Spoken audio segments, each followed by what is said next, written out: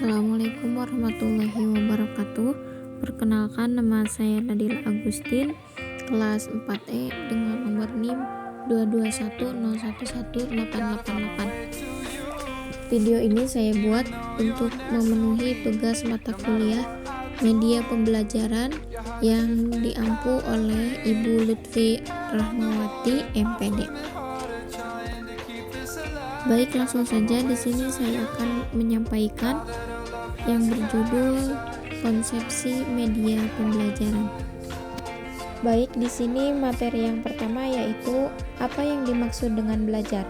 Belajar terbagi menjadi 4. Yang pertama, usaha sadar seseorang untuk merubah tingkah laku melalui interaksi dengan sumber belajar. Yang kedua, perubahan tingkah laku yang dihasilkan bersifat permanen dan ke arah positif. Yang ketiga, perubahan tingkah laku dapat berupa efektif, psikomotorik, kognitif.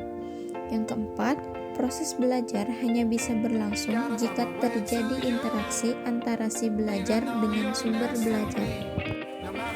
Selanjutnya, persamaan belajar, mengajar, dan pembelajaran. Yang pertama yaitu terjadinya proses belajar tidak selalu harus ada orang yang mengajar. Yang kedua, kegiatan belajar tak dapat diwakili orang lain, harus dialami sendiri oleh si belajar.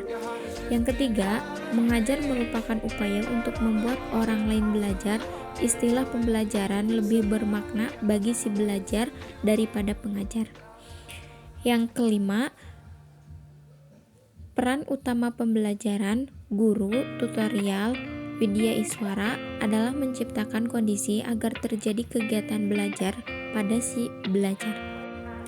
Poin yang ketiga yaitu sumber belajar dan media pembelajaran. Media belajar merupakan bagian dari sumber belajar. Sumber belajar dapat berupa pesan, orang, alat, bahan, teknik, dan lingkungan.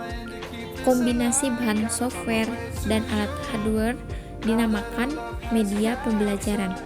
Media pembelajaran segala sesuatu yang dapat digunakan untuk merangsang pikiran, perasaan, perhatian, dan kemauan pembelajaran sehingga mendorong terjadinya kegiatan belajar. Alasan penggunaan media. Di sini ada 3 poin, yaitu bentuk penyajian, verbal saja, visual saja, verbal dan visual.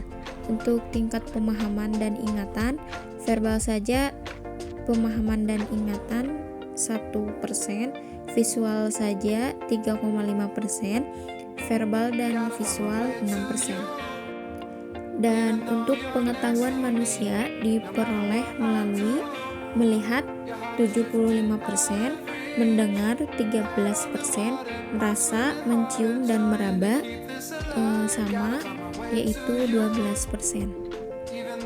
Kontribusi media dalam pembelajaran. Poin yang pertama yaitu penyampaian pesan pembelajaran dapat lebih terstandar. Yang kedua, pembelajaran dapat lebih menarik. Yang ketiga, pembelajaran menjadi lebih interaktif dengan menerapkan teori belajar. Yang keempat, waktu pelaksanaan pembelajaran dapat diperpendek. Yang kelima, kualitas pembelajaran dapat ditingkatkan. Dan yang keenam yaitu proses pembelajaran dapat berlangsung kapanpun dan dimanapun diperlukan. Yang ketujuh, sikap positif siswa terhadap materi dan proses pembelajaran dapat ditingkatkan.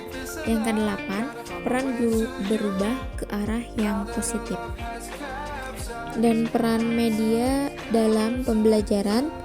Poin yang pertama yaitu membuat konkret konsep yang abstrak, mengetengahkan bagian tertentu yang dianggap penting, memberikan pengganti pengalaman langsung, mendekatkan objek yang sukar atau berbahaya untuk didekati, memberikan pengalaman segi pengamatan, menyajikan perbedaan warna secara visual, menyajikan informasi yang memerlukan gerak. Ada 3 tipe gaya pembelajaran. Yang pertama, tipe auditorial, yaitu pembelajaran lebih efektif dengan cara mendengarkan. Yang kedua, visual, yaitu belajar lebih efektif dengan cara melihat. Yang ketiga, kinestetik, belajar lebih efektif jika sambil melakukan sesuatu. Untuk kegunaan media yaitu memperjelas pesan agar tidak terlalu verbalistik, mengatasi keterbatasan ruang, waktu, dan daya indera, mengatasi sikap pasif siswa menjadi lebih bergairah, mengondisikan munculnya persamaan persepsi dan pengalaman. Alasan tidak menggunakan media yaitu menggunakan media merepotkan. Media itu barang canggih dan mahal. Tidak tahu media atau tidak bisa menggunakan media itu sekedar hiburan, belajar harus serius. Media itu pemborosan. Dari dulu tidak pakai media, banyak juga orang pandai. Baik, hanya itu yang dapat saya sampaikan. Kurang dan lebihnya mohon dimaafkan.